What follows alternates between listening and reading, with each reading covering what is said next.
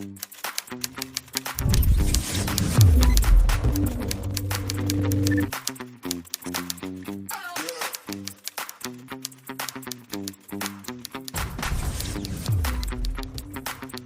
datang di Prognosis Podcast, program ngobrol seru informasi hits. Pada hari ini di episode ke-15 kita kedatangan tamu Bu Maria Julangkai. Beliau adalah kader Posyandu sangat senior di Permata Kecubung ini, di Kecamatan Permata Kecubung. Beliau merupakan ketua kader Posyandu Mawar di Desa Natekondang. Benar ya Bu ya? Iya. Baik, selamat datang Bu di Prognosis Podcast di hari ini. Mungkin sebelum kita mengawali podcast kita hari ini, Ibu bisa memperkenalkan diri terlebih dahulu, sekaligus bisa menyapa para pendengar setia kita mungkin Bu. Silakan Bu. Oh iya. Selamat siang, nama saya Bu Maria Langkai, kader Posyandu Mawar, Desa Natekondang, Kecamatan Permata Kecubung. Dan saya ucapkan terima kasih atas undangannya ya. Iya, sama-sama ya. Bu. Kami yang berterima kasih Ibu sudah menyempatkan diri untuk hadir di studio ini Bu. Di Posyandu Natekondang itu Posyandunya cuma satu ya Bu? Iya. Natekondang ini ya, Posyandu Mawar itu ya. Baik, sebelum kita berbicara lebih jauh Bu, mungkin Ibu bisa menjelaskan sedikit tentang tugas pokok dari seorang kader Posyandu itu apa aja sih Bu? Ya, kalau tugas pokok ya bagi kami sebagai kader Posyandu, karena Posyandu itu kan dari masyarakat, ya, untuk masyarakat ya, lagi. UKBM ya, usaha berbasis masyarakat dia ya, dari dan masyarakat. Kami sebagai kader, sebagai perwakilan ya dari pemerintah desa, ya tugas pokok kami yaitu melayani masyarakat yang mempunyai balita, untuk mereka berkunjung ke Posyandu setiap bulan ya. Setiap bulan. Posyandunya setiap bulan rutin ya Bu ya. Untuk dalam Posyandu itu bisa kita memantau ya. Kita memantau. Melihat perkembangan tumbuh kembang anaknya mereka itu. Baik. Dari situlah kami bisa mengedukasi tentang kesehatannya ya. Kesehatannya. Di Natekondang sendiri untuk alamat Posyandunya berada di mana Bu kira-kira? Alamatnya Posyandu kami itu, gedung Posyandunya itu RT 8, Jalan Pembangunan. Oke, di poros utama ya, jalan utama berarti. Jalan Pembangunan RT 8 RW 2. Tidak sulit untuk menemukan Posyandunya ya. Soalnya di Jalan Poros. Jalan Poros. Jadi... Gedung Posyandunya sendiri udah berpindah-pindah atau memang tetap di gedung Posyandu itu memang dipatenkan di situ atau bagaimana? Kalau gedung Posyandunya itu sudah dipatenkan untuk gedung Posyandu. Itu gedungnya itu buatan dari PNPM. Hibah PNPM ya, baik. Kalau dulu waktu kami masih baru, karena dari dulu ya, kami datang karena itu daerah transmigrasi. Daerah transmigrasi ya, di Desa Natekondang. Kami di Natekondang tahun 97. Bulan November. Akhir bulan November kami datang, dan kami juga sangat bersyukur ya, karena begitu datang sekalipun belum ada bentuk Posyandu, tapi untuk layanannya, untuk kesehatan baik Posyandu, baik masyarakat gitu sudah ada ya, karena waktu itu juga kami masih bergabung dengan Baleriam. Jadi pelayanan Posyandu pada saat itu belum punya gedung di mana waktu itu Bu? Di Balai Desa. Balai Desa. Jadi numpang-numpang begitu ya. Kalau sekarang sudah punya bangunan sendiri. Baik. Punya bangunan sendiri. Untuk Bu Maria sendiri sudah berapa lama Bu menjadi kader Posyandu ini? Kalau menjadi kader Posyandu ya, kalau dulu kami belum kader Posyandu, memang sudah ikut-ikut ya, tapi terus jadi SKK itu 2005. 2005, cukup lama juga ya. Jadi cerita awalnya dulu sebelum jadi kader Posyandu mungkin melihat-lihat dulu begitu ya, atau memang diajak atau terjun langsung, bagaimana Bu ceritanya Bu? Karena kami dari awal juga kan sudah diajak-ajak ya masuk di desa, sebagai juga bapaknya kebetulan sebagai sekdes ya di desa, jadi kami sebagai kader PKK dilibatkan untuk melayani masyarakat Posyandu itu di ya. Posyandu. Dari tahun 2005 ter-SK-nya Iya, 2005 ya. pokoknya sebelum 2005 sudah ikut-ikut aja waktu gitu. itu masih bagian dari Baleriam ya Bu ya. Gabung sebelum dari pemekaran Baleriam, wilayah kecamatan ya. Selama ini masih ada sebagian masyarakat itu Bu yang masih belum memahami, bahkan belum tahu ya tentang pelayanan posyandu ini. Jadi sebenarnya di pelayanan posyandu itu apa aja sih Bu yang bisa kita dapat di pelayanan posyandu itu? Sebenarnya kan di dalam pelayanan posyandu itu kan banyak yang bisa kita dapat ya. Seperti yang saya bilang tadi, kita bisa memantau tumbuh kembang anak kita, dan kita dapat melihat ya kesehatan anak kita ya, mungkin dari situ dipantau dari situ ya, rutin, apalagi seperti yang itu kan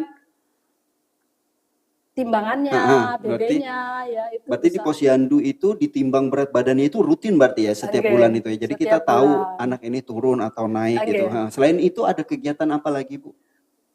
Ada kegiatan kami kunjungan juga ya, kunjungan rumah. Oh iya. Ada kunjungan rumah. Kalau dulu sebelum dapat pokbang itu ya, kami memang sudah melaksanakan kunjungan rumah karena kalau mungkin bulan ini ibu itu nggak hadir ya di posyandu, jadi kami kunjungi. Alasannya apa? Ya? Alasannya apa? Kok kenapa nggak ke posyandu? Ya mungkin alasannya kadang-kadang ya karena sakit atau ada acara keluarga. Jadi jemput bola. Iya, kami jemput bola sambil membawa timbangan.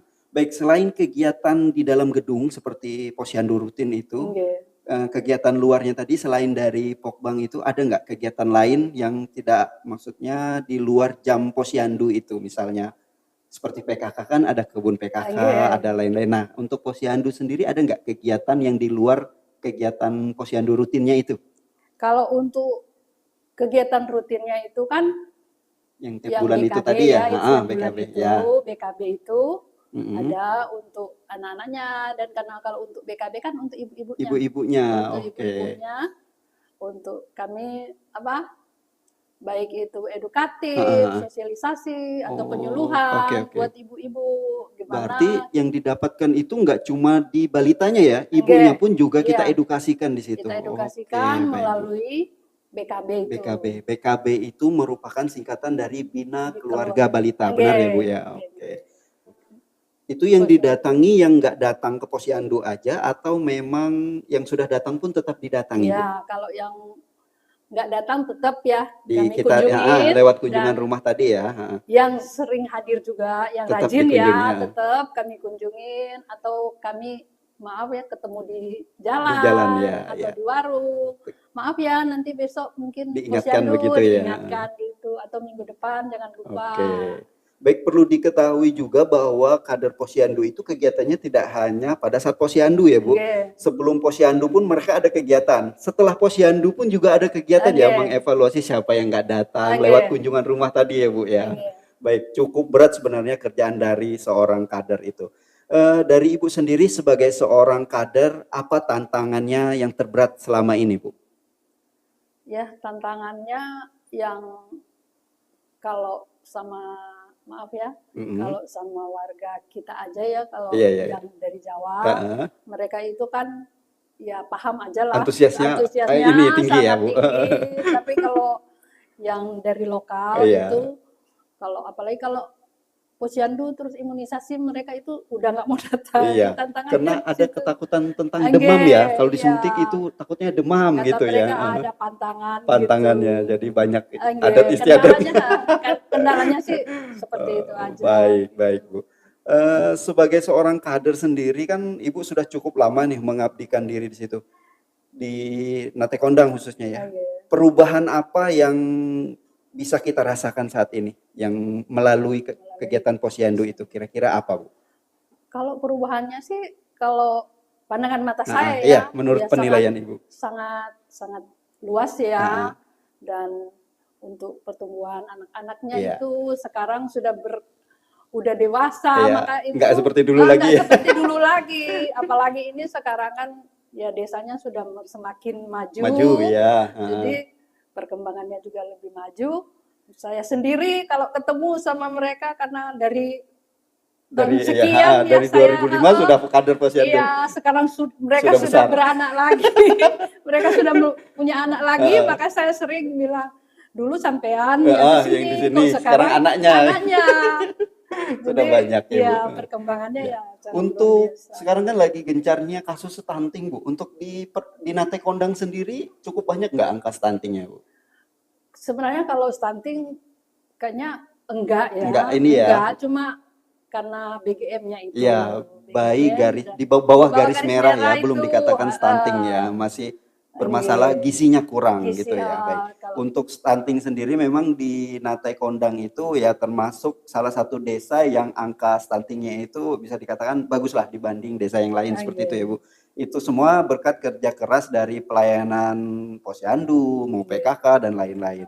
Terakhir, Bu, pertanyaan penutup kita di episode ke-15 ini, sebagai seorang kader, apa harapan Ibu atau angan-angan Ibu khususnya kepada pemerintah ya, terkait dengan pelayanan posyandu, apa yang diinginkan? Silakan, Bu. Ya, keinginan saya supaya posyandu itu berjalan lancar terus ya. Lancar. Kalau selama ini tiap bulan lancar ya, Bu ya? Iya, lancar, tapi mestinya lebih lagi ya. Baik itu untuk kadernya, juga untuk dukungan dari pemerintah desa, supaya anak-anak kita itu sekarang ini kan apa yang dibilang tadi ya, stunting itu, agar terbebas lah kita dari Nate Kondang, terbebas dari stunting, terus anak-anak kita menjadi anak-anak yang generasi emas, generasi penerus bangsa. Baik.